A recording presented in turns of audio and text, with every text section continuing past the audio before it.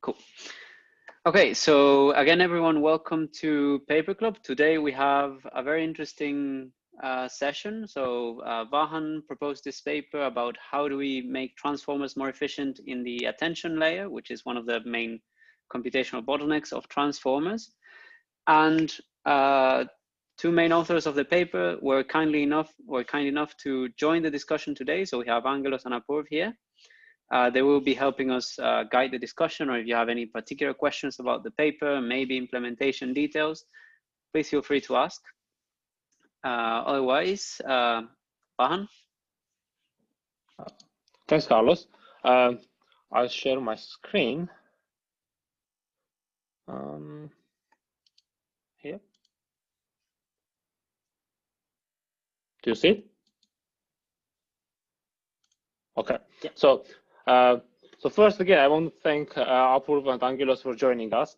This is actually the second time we are presenting their paper, which was a bit of accident because I was just looking for interesting papers from transformers, and the first one was from ICML, and this one was from accepted list in Europe's. So we thought, well, since we like their papers, we should invite them to join us and help guide the discussion. So they are both from IDAP Research Institute in Switzerland and affiliated with EPFL Switzerland. So the paper is a method to speed up the attention layers in transformers. It's quite a generic method, and as we will see, it has been used in several different transformers architectures. And just to start with the introduction, the idea here, the high-level idea is that instead of doing the attention, the softmax, on the full query matrix, we can cluster it, reduce the dimension to do on a lower dimensional matrix. So therefore, say, reducing the complexity, and then use it instead of the original values matrix. Okay, we'll see the details in a moment. But the key takeaway here is that this reduces the complexity from quadratic in terms of the size of the input sequence to linear, which is a big change, right? So let's start with related work. So the first related work we see here is improvements before transformers, and these are methods based on limiting of the attention span. For example, one method presented here, briefly presented here, is to look only at, to use masking, to look only at a limited number of, to use masking to limit the attention span. Okay, and the other one is to basically look only at a fixed number of positions before the current one. Okay. I don't want to go into too many details in attention in general because we have already had several papers here. So we'll only look at attention as used for this work. Okay. Well, the next one that's related to this work, actually more related, is the so-called non-asymptotic improvements. So these are extensions from previous work because those don't improve the asymptotic performance of attention in terms of sequence length. But they use techniques such as masking to limit the attention span again, or there is also doing it in several ways, right? Looking at closest samples and only looking at the previous inputs, but the key here is that the complexity is still quadratic. Okay. And in the last part of this section, we will look at asymptotic improvements. So the first work is a factorization trick that looks at two attention mechanisms. One is the local attention between the C nearest position. So C is a fixed number. And the other one is the so-called strided attention, which looks at all positions that are at least at most C steps away, right? That are at most C steps away from each other. So then it was shown that if you set the constant C to square root n is the size of the input sequence, then the complexity becomes n square root n. So this is an improvement from quadratic complexity.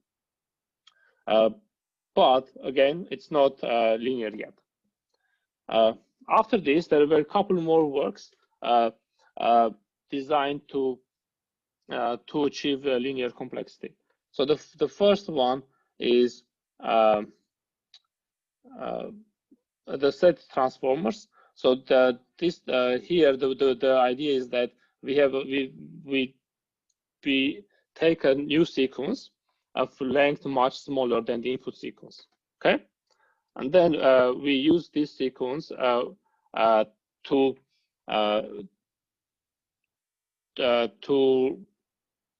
reduce the complexity in the softmax. I don't want to go into too many specifics here because the other method is the reformer is the more interesting one, and we actually put a link to the reformer in the GitHub also. So here the idea is to use hashing, locality sensitive hashing, to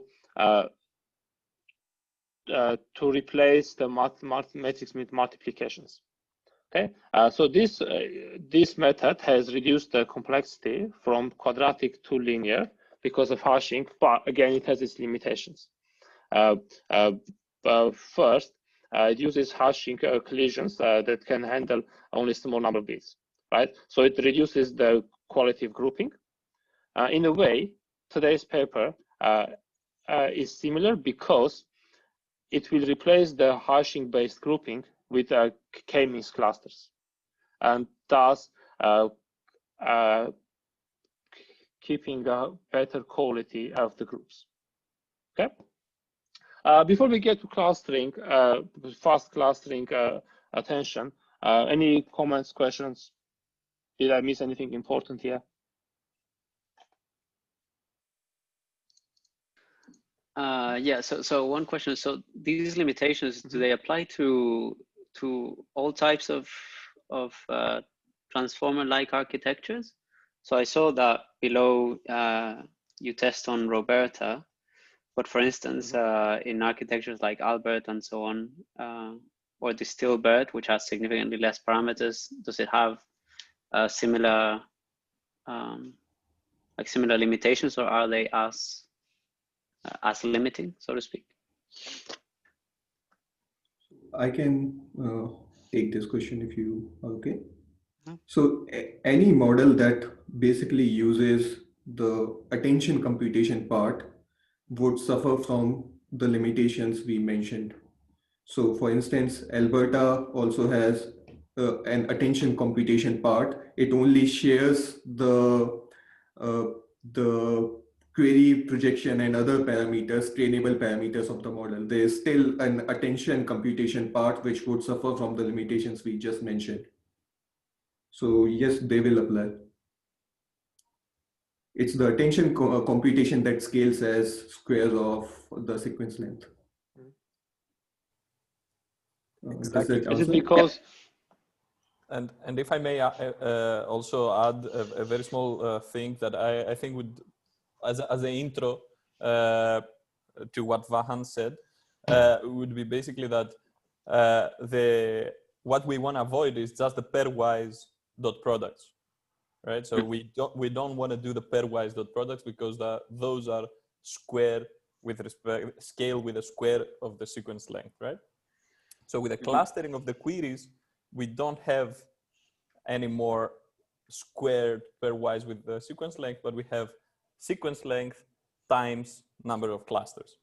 because we can only do dot products with the cluster centroids, and that's the main idea, right? And as Apurv said, it applies to every attention. Yeah, and maybe getting a bit ahead of myself here, but so what sequence length dimensions are we speaking about until these start being like a real, like a really big problem? Are we speaking in the hundreds of sequence elements, or?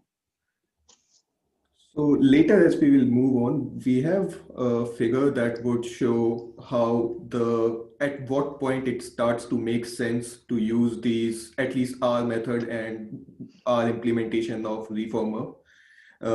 So just to give an idea ahead of time, I would say if you have sequence length less than or equal to 1000, you might better off using vanilla attention. With respect to time complexity, you will still incur a huge penalty on memory because the implementation by PyTorch guys is much more efficient than ours. This is one big reason. In general, we have found up to 1000 sequence length. If you just are interested in forward pass or training times, go for regular attention, or linear attention will still be faster since you have read that paper. Great. Thank you. Actually, about the linear attention, maybe I can ask a question, because I noticed these papers don't cite each other at all. Is there a reason, or did you just think that because the other one focuses on inference time, they are not as related? No, we should definitely cite ourselves, right? This is Well, yes. so they were basically under submission while together. So basically, it was kind of a double-blind process. But now that they are both accepted and everything, we should definitely update the archive papers for sure. Good point. And a section on non-asymptotic yeah, methods. exactly. Of asymptotic methods, sorry. Yeah.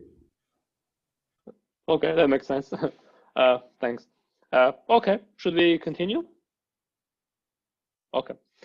So next we will look at two fast clustering algorithms. The first one is a bit more naive, but then the second one will make a clever trick on it to make the clustering even more useful. So first, well, this is the familiar formula from attention. The softmax query matrix times keys matrix scaled by the dimension of the keys matrix, okay? And then softmax over it. So the softmax will give us the attention values. Just for clarification, and this is the expensive stuff. The expensive step is the QK multiplication, right? Correct. The matrix multiplications, yeah. Yeah, it's not the softmax or anything. That I'm just curious. Yeah. Yeah, exactly. Yeah.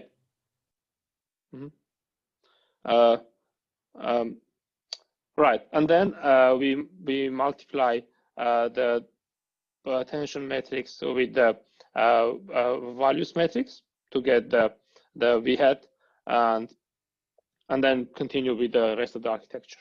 Okay, and then here we mentioned that the complexity is well, n squared times the dimension of the keys matrix, and our goal will be to reduce the n squared to n.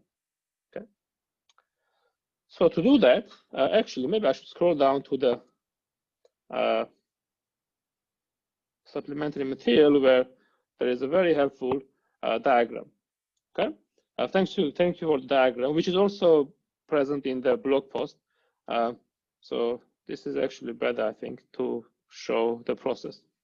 So there is the input query matrix, right? Normally, I think we would go to softmax. Sorry for the interruption. I think Apurv would appreciate if there was no page limit, so he could put this in the main paper because they are awesome, right? But page limit. Yeah, they are. Is a bit troubling. They actually help a lot. Yeah, I agree. Congrats. Cool. So normally would go from query matrix, softmax, multiply, and then get the V hat, right? So instead, we will run a clustering algorithm. k-means here, create a sparse matrix which with the centroids, right, which will indicate to each query to which cluster each query belongs to. So here we have 8 queries and 3 clusters. Okay. Then we will use the centroids to get the Q clustered matrix, right? So the Sij is 0 or 1, depending if, well, basically it's the system matrix, depending if the given query belongs to a given cluster. So we get the QC matrix, and then we perform attention on it, softmax QCK. Well, the denormalization is skipped, I think, just for simplicity, right? Yes. Yep. And then we well, get the keys in and compute the softmax, and then multiply by the values. So we get the smaller VC, V hat C, and then we use the same S matrix to get the right dimension for the V hat. One quick question, if I may. For the Q, so the rows we have in the Q matrix, are these the number of rows is then our n in that case? Yes, exactly. Okay, thank you. Yeah.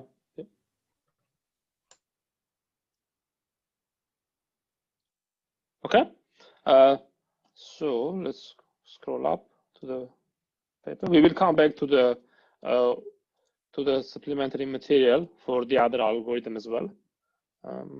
Right. So those are the steps we talked about. Now let's see. Well, first the complexity. So because now the matrix multiplication is NC, so that the complexity drops to NC. Times dimensions of keys or n vectors, right? So this is already linear in n. So this is all good, but well, we have to show that we don't lose too much accuracy, right? So the next proposition claims that if we take the softmax, I think there is a typo here, right? Oh no, I and j. So given 2 queries, qi and qj, any queries, so that if those 2 queries are close to each other, up to a distance of epsilon, then the softmaxes are also close to epsilon times spectral norm of the keys matrix. Okay, so there is no n here. That's the important part, and the proof is quite straightforward. Just relying on the fact that softmax is Lipschitz continuous with the Lipschitz constant less than 1, right? So we can do this inequality here. Okay. One question. You said it doesn't depend on n, but isn't the n sort of hidden in the epsilon? Because if n goes large, isn't it? No, epsilon is any constant, right? So if qi and qj are close up to any epsilon. Sure, but if say qi and qj are large matrices, then it's much harder to get them to a small epsilon. Right. QI So next and we will. QJ are sorry to interrupt. QI and QJ are individual queries. Yes, there is n hidden, I would say, but more in the spectral norm. No, not in the spectral. Yes, there might be n hidden because to get a very small, let's say epsilon, you might need to have large enough clusters. So that's where the dependency of n might come in.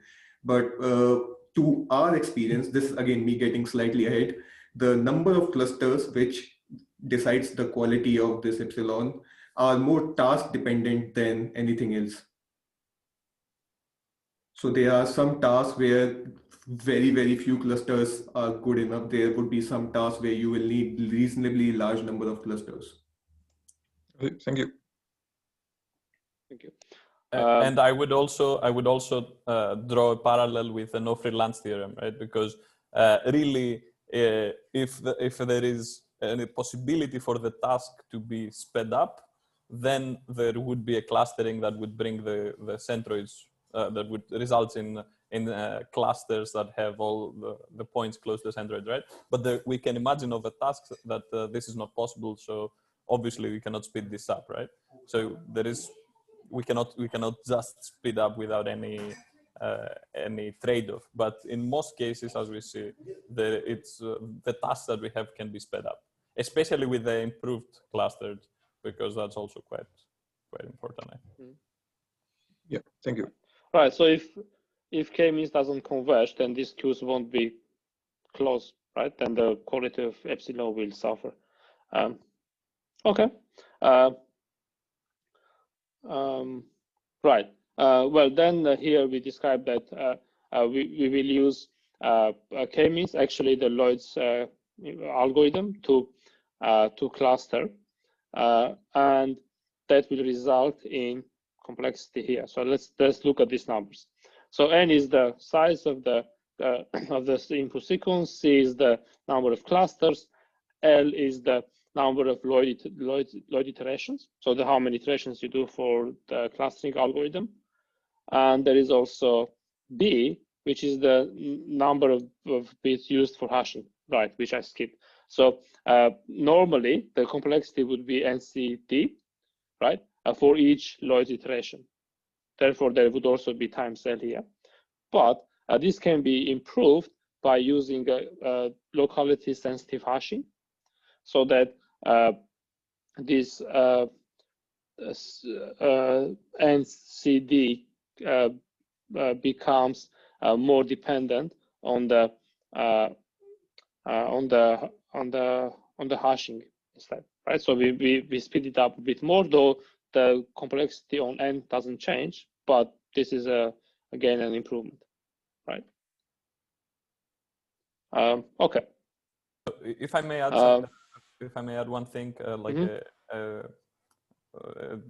to differentiate. So basically, the Lloyd iteration would cost nc times the dimension of the vectors if we were just doing normal k-means, and with locality sensitive caching, it costs nc times 1, because the computation of the distance actually is just a pop count of the XOR, so it's like a single operation. We don't have to actually compute the Euclidean distance between two vectors of dimension d.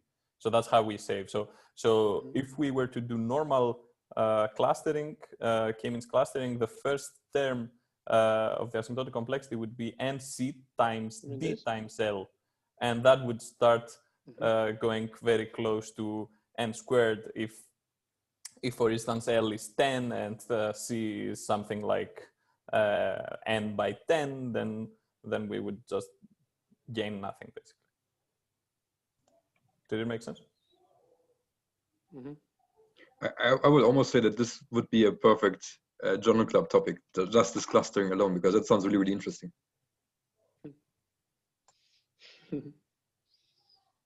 Maybe next time we'll focus on clustering. We haven't done clustering here, so maybe.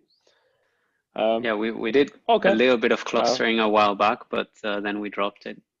So we can go back to clustering. Thanks, Angelos. Cool. Should we talk about the improved clustering attention? Again, I'm going to scroll down to the diagram, which is even more interesting. So the idea is the following. Because we get a softmax, actually, let's scroll up. So we get a softmax values here, right? And then we use it. The idea is that we may want to get higher accuracies for those softmax values that are the highest, right? The top ones. And we will show in experiments that it helps a lot, actually. So to do that, so wait, sorry, I keep scrolling. So here we will elaborate in this part a bit more. Okay. So there is the clustered attention matrix. So after this, we will take the top values. So T is the number of top softmax values we take, and then we will run another. We will run another attention, but only for those top values. Correct? but then we can't use these values directly because we will miss everything else. So instead, we will use these new values to scale the softmax we got for all values in the centroid, right? So we get a softmax and then we will scale it so that the top ones are more accurate than the rest. Did I get this part right? Can I maybe take can I Yes. maybe introduce this slightly differently?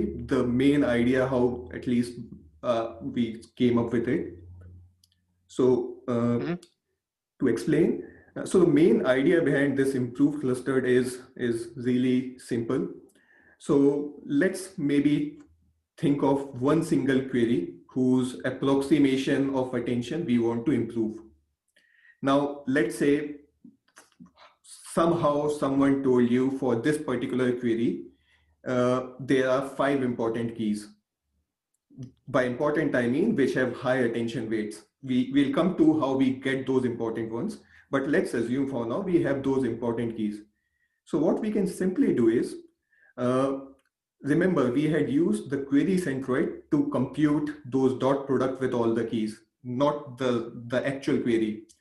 So if I told you that these 5 keys are important for this particular query QI, we can go back and compute exact dot products with those 5 important keys and replace the attention in this, let's say clustered attention, by using attention computed only on these 5 keys. Now this leads to a problem. Why? If we directly used attention computation on these 5 keys only, the attention will stop summing, and substituted it to clustered attention, it will stop summing up to 1. So to solve that problem, what we do is we first find out what was the total attention weight assigned to these 5 keys by clustered attention, and we use that as a scaling factor, so the overall attention sums up to 1. So as a bottom line, the picture is simple. If someone gave you the important keys for a particular query, go back and compute attention, but this time using the actual query on those important keys, get the right scaling factor, and use the recomputed attention in place of the clustered attention. Now, the question is, how do we get these sort of important queries? So what we found was that if we use centroids to identify, let's say, the important keys for all the elements that belong to that cluster, it serves as a very good proxy. So in the proof that we have in the paper, what we show is if we were to recompute attention on any arbitrary set of keys, not the important ones, it will still lead to a better approximation. But this sort of trick to use centroids to find important keys serves better. Did it make any sense? Yeah, thank you, Apur. Does questions?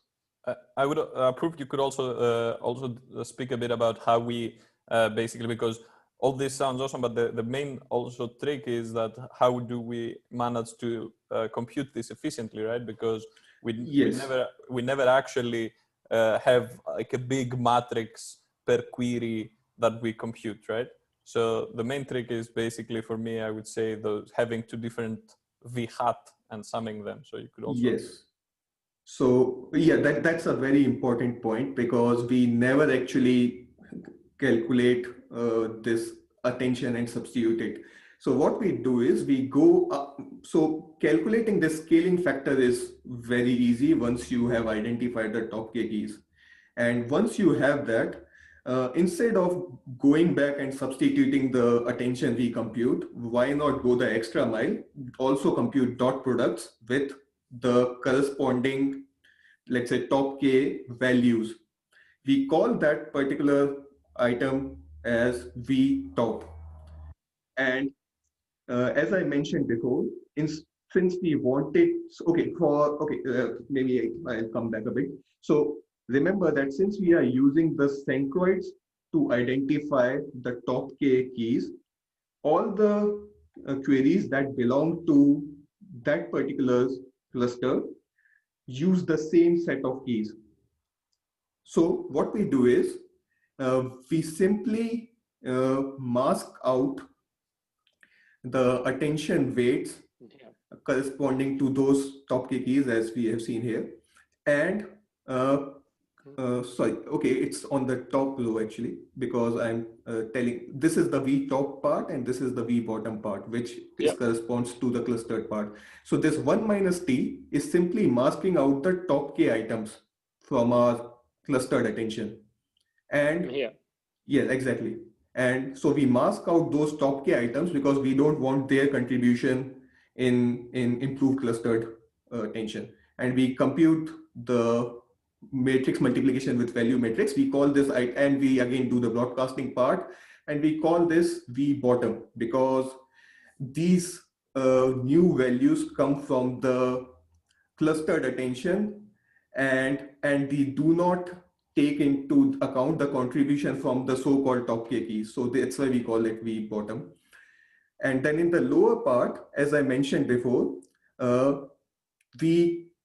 this matrix, if you see, which is very sparse or partially filled, is simply Z computing attention on those top K guys. So if you look the color coding, everything that is blue is Z computing attention at the same, with respect to same keys. Everything that is red, because it shows cluster membership, it computes attention with respect to the same items.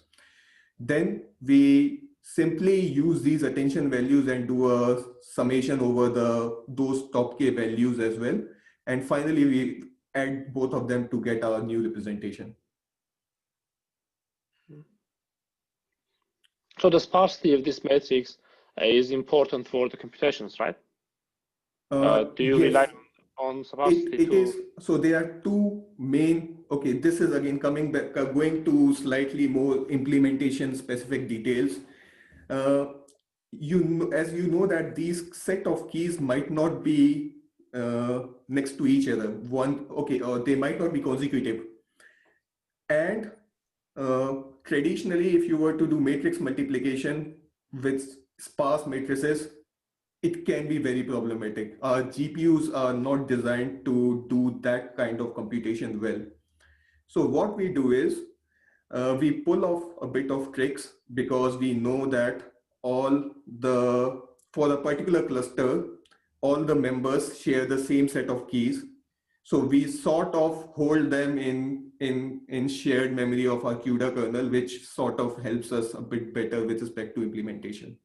So these computations, this is why I mentioned earlier, you should be probably using these sort of methods, at least ours, when your sequence lengths are long enough so that you stop it, so that it makes worthwhile to pay for this sparse computation.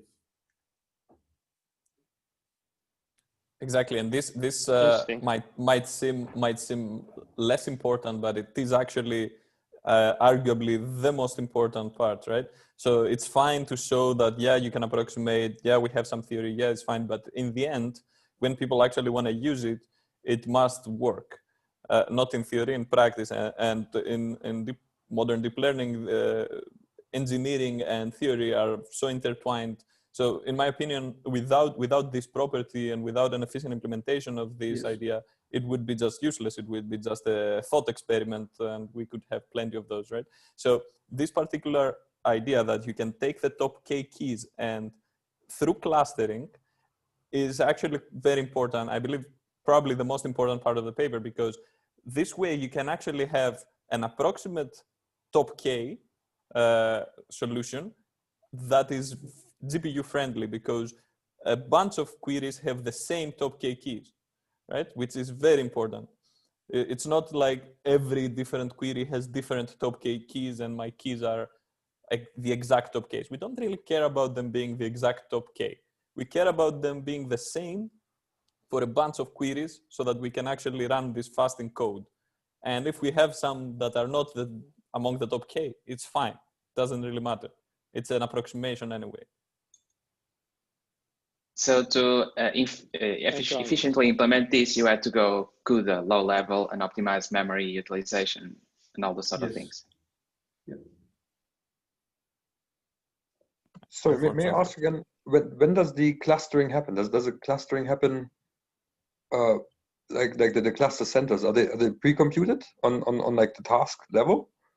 Or No, so sorry, please complete your question first. no, that was all because I'm slightly confused now whether because you also do clustering, the cluster assignment you do on every new query, and that was one of the things that goes relatively fast, right? Because you use these Lloyd's, but so overall, say you have a new task, you would start building up a cluster system beforehand, or how does it work? No, so we do clustering at every iteration of our training, let's say, or inference as well, for every attention head and every layer every time. So each attention head in all the layers does its clustering separately, and we do it at every step of training, or yeah. But So say if they are not fixed. They are updated. They can be whatever they want depending on the data at whatever training step you are computing them for. and you don't need to calculate in because the cluster is also of the same dimensionality, or the cluster centroids are of the same dimensionality as the input. Don't you still have to do the large calculations for these cluster centroids at some point? I might have missed that completely. Sorry, I did not get the last question completely. So, yeah, So if I may attempt to answer. So basically, normal attention has Q times K transpose. That's it, right? yes, and So they are variables for each run. yeah, exactly. Q and K are variables for its run, and then okay, there's a normalization. Let's discard it for simplicity's sake, a softmax thing, and it's Q times K transpose, and then this resulting matrix you multiply with V. Yeah. So those two large matrix multiplications in clustered attention, they are changed in the following way. First, we cluster the queries. Queries are it's a variable, so it takes some time. It's a new thing every time. So we start with random centroids, we run the Lloyd iterations, we get some clusters, right? Then we compute the centroids. This also takes some time. Everything of this is lower in terms of asymptotic complexity than a single matrix multiplication, right? But there are more things to be done. So I would also say that first thing we do is hash everything, is hash the queries. So then the rest of the steps can be a bit faster, but it doesn't really matter. So first we cluster, then we compute the centroids, then we compute the attention with the centroids, a single matrix multiplication, but of smaller dimensions, right? And then we is it really small? Because the centroids, but the centroids still have the original dimension, doesn't it? Yeah, or is the centroid only one per row of the query? Yeah, but I think that Ari, remember that the queries are computed over all of n. So if I got this straight, you calculate the centroids over, it's in the direction of the examples, right? So you're substituting all the queries for, let's say, 100 or 200 centroids. Yes. I think, yeah. So it's Q a row level becomes clustering, QC, right? Yeah, so Q becomes QC if you look here. Yeah. So if you're processing a batch of, I don't know, 10,000 examples at the same time, they all become, it becomes one batch of 100 examples after clustering. Exactly. Yeah, I think I got it. Thank you. But this is a good point that you're raising, because one could argue that we don't really need to do the clustering this way because Q might not be so different. So it is open research, this thing, right? So yes, what we're doing here is one proposition, right? One could imagine doing mini-batch k-means along all the queries and doing it together with SGD and having a set of clusters and never actually doing which would be a quite different thing. Yeah. And probably, in my opinion, would result in a worse approximation, but would be probably a bit faster.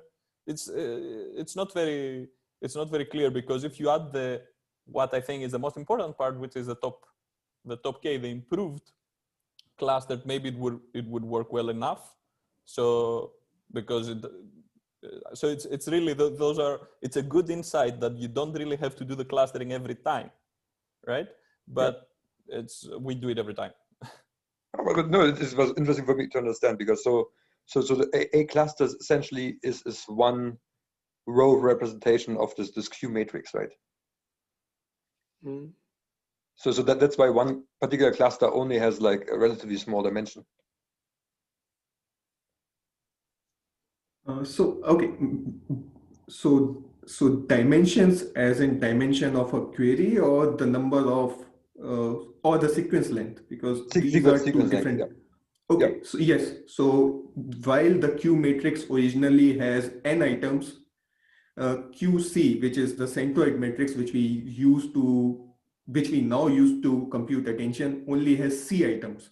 Yes. Where the C is much more smaller than n. That's where we gain the benefits. Yeah, got it. And then you just essentially broadcast that one back out at some point. Precisely. Yeah. Thank you very much. Back here at the end, right? So at the end values get broadcasted. Okay, that was a good discussion. Thank you all. Can I add? Yeah, can I just maybe it's a bit more on the speculation side, but of course when you're doing k-means, you're doing this sort of Gaussian assumption on the distribution of the queries. Did you ever consider using a different algorithm to change the shape of your, let's call it your clustering kernel? We did not consider really. So for me, like, since the first approximation depends on the distance of two queries, QI and QJ, any clustering algorithm which sort of gives you this nice centroids which are close enough to the member queries should be fine. That is the thing we are interested in. Yeah. So I would also add that doing exact k-means, not the thing that we're doing here, which is with the hashing and everything, exact k-means would be optimal for this particular scenario, because the k-means actually minimizes the sum of squared distances, right? Which is exactly what minimizes the error of our approximation. So it minimizes epsilon in our approximation. So it would be optimal if we could do it well, right? And obviously more clusters, etc., etc. But since our error is like that, now, is it possible to also add to make a different bound and find a better? Yeah, for sure. But for our approximation, like for instance, someone would argue that maybe an angle, like a cosine similarity bound, could also be made. It's not very obvious. I'm not sure. And maybe then a different clustering would be minimizing that other bound. But for this bound that we have here, actually k-means is the optimal choice of algorithm. But we're also thinking that. So. I actually missed. I had not missed, but sort of not considered that you were trying to that your bound is the square distance. So that's okay. Cool. Thank you. Well, actually, for the second algorithm, you also showed that the improved one is not worse than the original approximation, original approximation in L1 norm, right? Is there a reason for L1 norm, or is just how the proof works? It's just how the proof works. That makes sense. Yeah. Because I was also thinking, I'll just interrupt for a second over here. So the important thing which the proof is written for is, the proof does not really care whether you were doing it for what pseudo top k keys or some arbitrary set of keys. If you were to recompute attention in the way we mentioned and use that, you will get an improvement. It's just that these top k keys, or at least we intuitively think, are nicer to work with. Basically, this means that our top k can be arbitrarily wrong, and we still get an improved approximation of the attention, right? So we don't really care about how correct our approximate top k is, which is a good thing. And again, this is coming back to the implementation things which Angelos discussed. This opens up a few things. For instance, is it better to get this sparse set of top K keys the way we are doing, or maybe it's a better way to probably choose the set K such that it's GPU friendly and you still get away with it. To be honest, I just thought of it after what Angelos said, and it's an important thing to consider, I believe. We have never done that, but it would be a good thing to try out. Exactly. So, for instance, one could just pick some K, probably also larger than the K that we pick, that are just generally large. It would still improve. They don't have to be the top K per query.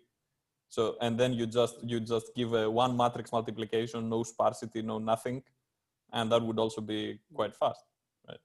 So all of those things actually, yeah, basically it's I think we open a lot of avenues here, but there is only so much one can explore in a single paper. Of course.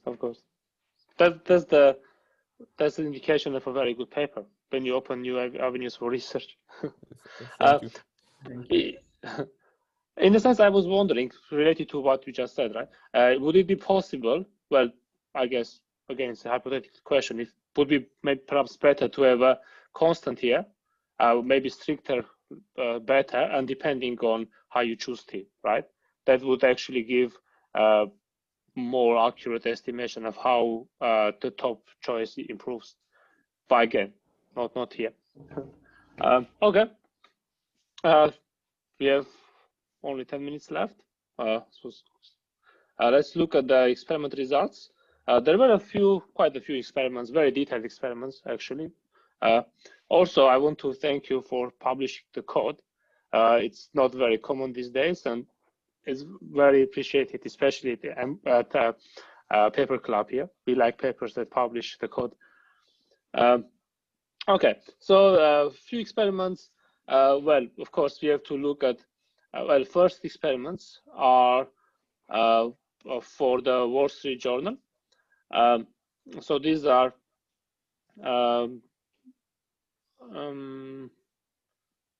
sequence-to-sequence problems, and we will compute several error rates. So this one is phone error rates because the phones are used here. In another experiment, there will be word error rates, right? And the lower the error rate, the better. And the question is the trade-off, right? Speed versus accuracy. So to make these experiments, the time is fixed. So we fix the forward time pass time, and then we see how the error rate drops. So the LS stage is the hashing algorithm. Full is the normal normal transformer. Then there is the clustered and the improved clustered. Okay. Well, clearly we can see that for both experiments, especially the improved clustered drops the error rate much faster. And I wanted to ask, why isn't the hashing algorithm also present for the switchboard experiment? So I will Is there a answer problem? that. Or? For the Wall Street Journal experiment, we used something called as CTC loss, and it was trained on a single machine without any multi-GPU kind of setup.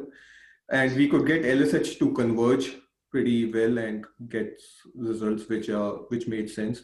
For the second experiment, since I'm from the speech group, there's something called as lattice-free MMI loss.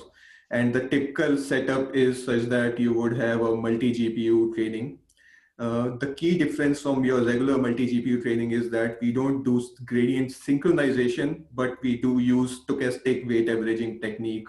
So for each job on a machine, we would run gradient step updates. Afterwards, for synchronization, we would average the weights out.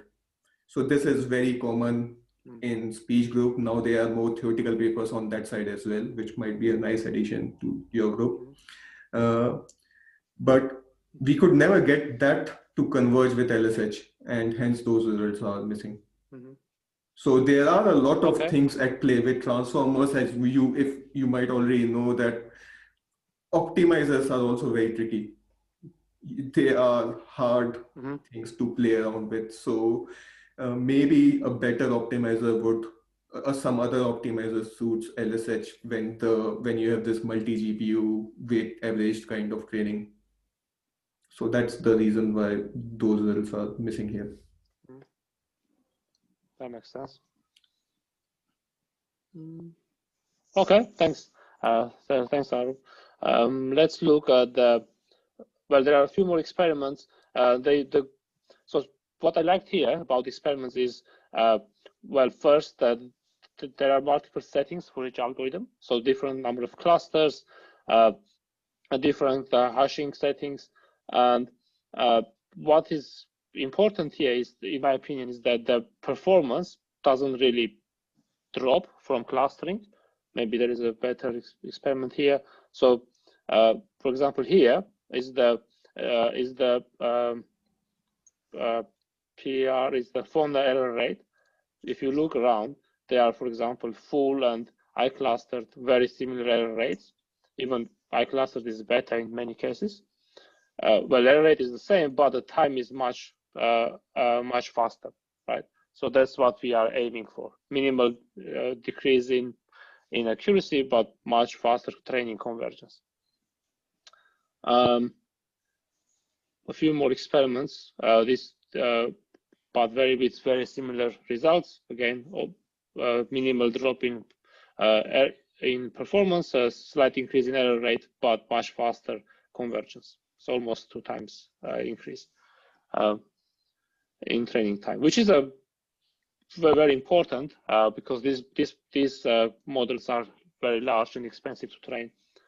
And at the end, there is a if I may add one more thing, yes. it's also, of course, even more important, because another thing that we didn't have the time to try is, so the improved cluster is a very, very good approximation of the full model, right? So that means that basically one could train the improved cluster, and at this point, after training, could just use exactly the same weights and train the full transformer for a few epochs and get back the extra performance of that 0.5%, and the total training time would still be less. So there are a lot of, it can be used in many, many ways, because when you have a really good approximation, basically you could just use it whenever you don't have time or whenever you want to save time. So that means, just to clarify, that means that not only you can take a pre-trained transformer and use improved cluster to get approximately the same results, but you could also train an improved cluster and then use the full to get even better results. And if you actually go to the approximation table, that's very interesting. So if you can scroll up the paper a few pages, one more, I think it's here. Yes, exactly. So this is very interesting. So when we So when we train with improved cluster and we evaluate with improved cluster, we get 5.95% error rate. But if we actually train with improved cluster and evaluate with full, we get 5.5. So this means that it's actually, we get even better out of the box without retraining, without fine tuning. Just using the full softmax actually improves the performance. So this means basically that just training a model using our improved cluster because it's faster to train, and then evaluating with the full transformer because maybe inference is not that costly, right? For memory, etc., could just give you out for free better performance, which is also pretty cool. I will just add one more point to whatever Angelos has just said. So with respect to practical applications, or with respect to if I did not want to publish a paper, I was just interested in the PES system.